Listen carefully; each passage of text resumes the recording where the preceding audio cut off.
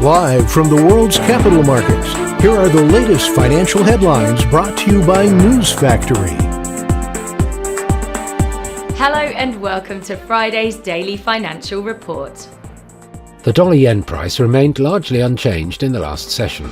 The stochastic RSI indicates an overbought market. The Bitcoin-dollar pair gained 1.7% in the last session after rising as much as 3% during the session. The RSI is giving a positive signal. The gold-dollar pair exploded 1.9% in the last session. The stochastic RSI's positive signal is in line with the overall technical analysis. The oil-dollar pair skyrocketed 1.6% in the last session. The MACD is giving a negative signal. And now let's hear what our chief analyst picked up for us today.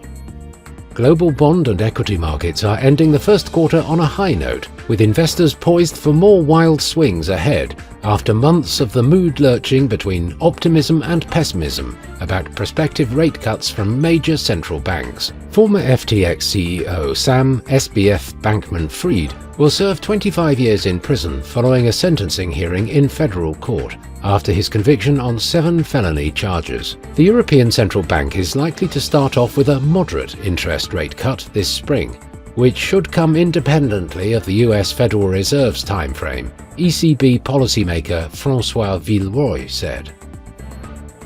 Those were today's major economic events, and now moving on to world financial headlines. The UK's CFTC GBP/NC net positions will be released at 20:30 GMT. Japan's annualized housing starts at 0500 hours GMT.